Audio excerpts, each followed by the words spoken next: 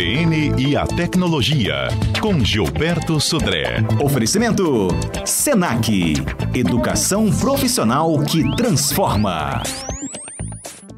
Bom dia, Gilberto. Bom dia, Fernanda. Bom dia, ouvintes da CBN. Gilberto, ninguém aguenta internet lenta, não é mesmo? Exatamente, Fernanda. A qualidade da internet é fundamental para o nosso dia a dia, né? A gente faz muitas atividades usando a internet, banco, compras, venda, negócios, né? Contato com clientes, né? Até parte de jogos também. E aí, na verdade, quando a velocidade está muito baixa, né? Acaba prejudicando tudo isso. Na verdade, quando a velocidade está muito baixa, pode ser que tenha algum problema nessa conexão. Então, vamos começar medindo a velocidade da internet. Como é que é o padrão, né? Como é que deve ser feita a medida da velocidade do acesso à internet? Então, o principal site, o site oficial, né? Feito inclusive pela Anatel, indicado pela Anatel, é o Brasil Banda Larga, né? É o www.brasilbandalarga.com.br. Nesse site, você vai conseguir testar o seu acesso à internet, né, de banda larga, acesso doméstico, né, acesso de uma pequena empresa nessa situação. Ele foi criado, então, por ordem da Anatel para fazer esse tipo de teste. Agora, o importante é que para fazer esse teste, a gente precisa, primeiro, né, que o computador esteja conectado ao roteador, né, do provedor via cabo, não via Wi-Fi, né? Primeira questão.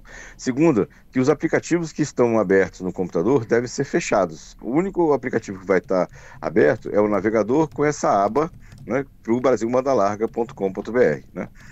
Todos os dispositivos que possivelmente estão utilizando a internet, tipo Smart TV, console de games, câmeras de web que estão ligados no computador, devem também ser desconectados, porque senão eles influenciam no resultado, obviamente, dessa questão. E aí, fazendo o teste, você vai ter uma visão, principalmente, de duas informações. Primeiro, a velocidade de download, que é a velocidade da internet para a sua rede, e a velocidade de upload, que é a velocidade da sua rede para a internet. Com esses dois dados, você tem que confrontar, basicamente, com o que você contratou, com a velocidade contratada no seu provedor para isso.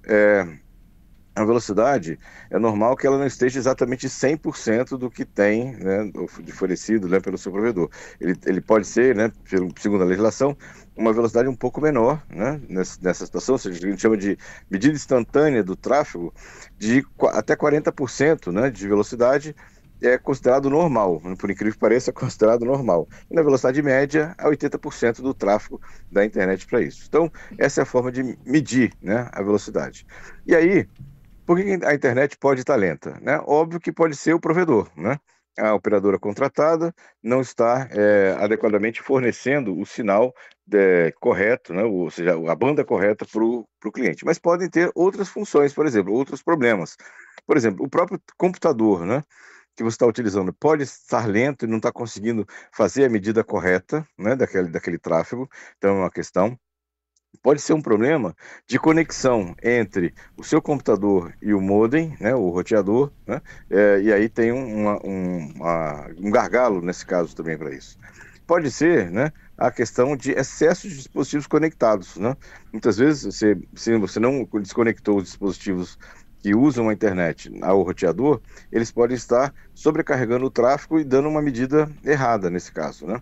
E também pode, né, é uma questão que infelizmente acontece em algumas situações, roubo de sinal, ou seja, pessoas que estão próximas à sua rede, que estão conectados, né, inadvertidamente na sua rede e estão roubando, vamos chamar assim, né, ou seja, a sua banda de internet nesse caso. Então, essa é a situação. E aí, o que fazer para melhorar essa conexão? Bom, se você estiver utilizando uma rede sem fio, a primeira ação importante é garantir que o sinal do roteador vai chegar a todos os dispositivos. Então, é interessante que o roteador esteja no ponto central, né, da área que ele vai ser coberta, nessa área de cobertura desse roteador. E evitar obstruções, né, ou seja, tentar colocar ele num ponto mais alto, né, e não colocar ele dentro de armários, por exemplo, que não vai acabar prejudicando o sinal nesse caso para isso, né?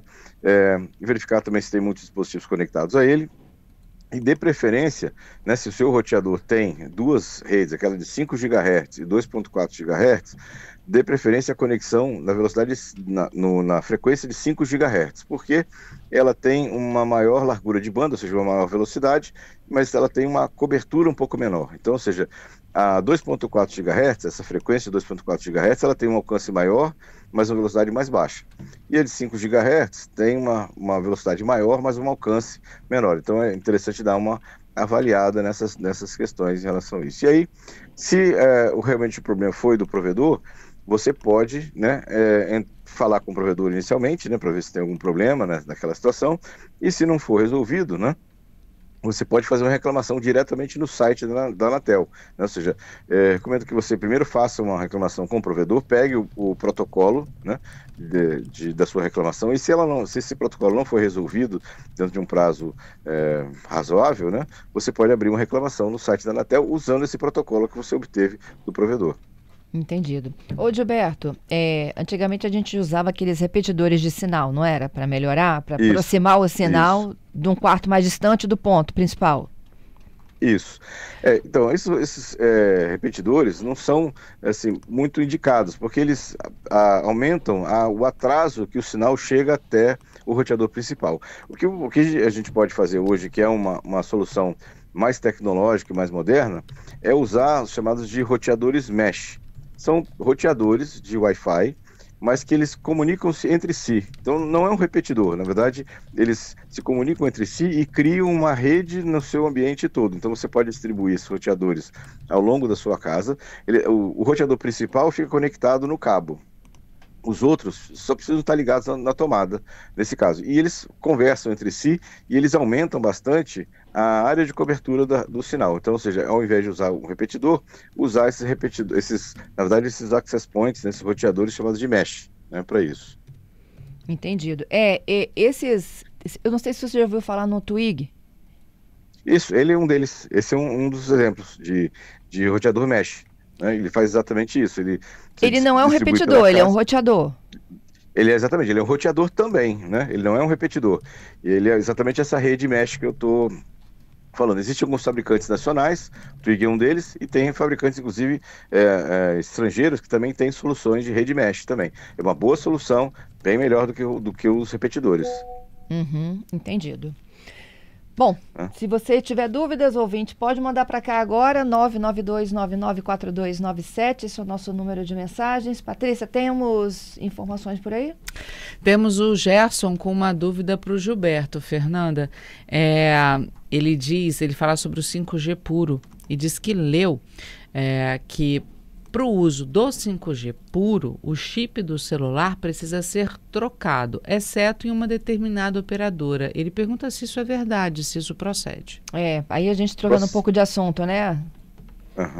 Então, procede sim. Na verdade, o chamado NSA, né? Ou seja, o 5G puro, para a maioria das operadoras, você precisa trocar o seu chip por um chip que tenha esse tipo de compatibilidade. E uma operadora só, aqui no Brasil, você pode continuar com o mesmo chip que você tinha antes, né?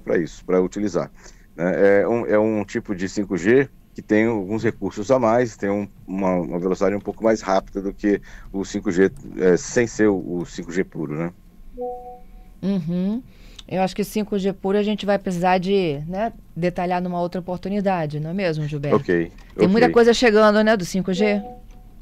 Muita coisa, sim. Na verdade, até nessa semana agora, a Anatel liberou a parte de frequência de 5G, do 3.5 GHz, que é a frequência que é utilizada pelo 5G no Brasil, para todas as cidades do Brasil, porque tinha uma questão de interferência com o sinal de televisão por satélite, e essa televisão foi mudada para uma outra frequência, e agora está liberada essa frequência 3.5G para todas as capitais e cidades do Brasil para ser implementado o 5G. É isso. O Gilberto, o ouvinte me pedindo aqui alguns roteadores que você confia. Pode citar marcas, sem problema não. É o Joel. Então, assim, eu gosto muito da parte do D-Link, né? É um roteador bem interessante. E tem um roteador que eu gosto bastante também, chamado Ubiquiti. É um roteador bastante parrudo, ele suporta muitos dispositivos conectados a ele. Então, D-Link tem vários modelos, e aí eu procuraria um modelo que tivesse portas gigabit Ethernet, que são roteadores que têm um poder computacional maior também. Ou a linha da Ubiquiti tem vários modelos também que são muito bons, né, e funcionam bastante bem. Ok. Dadas as dicas, então a gente vai agora para o golpe da semana. O golpe tá aí. Muito bem, Fernando. O golpe dessa semana é para quem vai viajar no final do ano, né, no começo do ano que vem, né? Porque tem golpe, viu? As viagens de final de ano, né? É importante você prestar atenção que existe uma nova fraude cibernética. Vários golpistas estão utilizando, né, e-mails, né, com domínios falsos que se parecem com plataformas populares de viagem ou de hospedagem, como Airbnb ou Booking, né?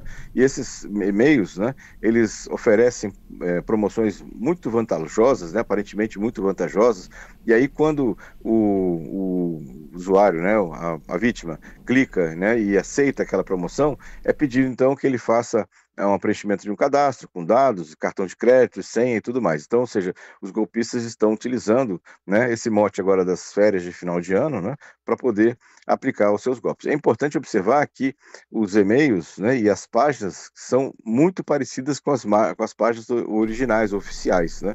Então, de novo, né, a recomendação é, se você receber uma proposta como essa que está muito favorável, muito interessante, o interessante é que você vá ao site, né? Se você mesmo agora navegue não clique no link, vá até o site dessa operadora de turismo ou essa operadora de hospedagem e verifique se realmente ali no site tem a proposta, a promoção daquele desconto, daquela viagem, para ver se realmente aquilo é verdade ou se simplesmente não é um golpe.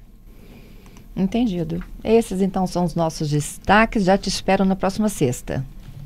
Obrigado, Fernando. Obrigado aos ouvintes pelas participações. Até sexta-feira com mais tecnologia.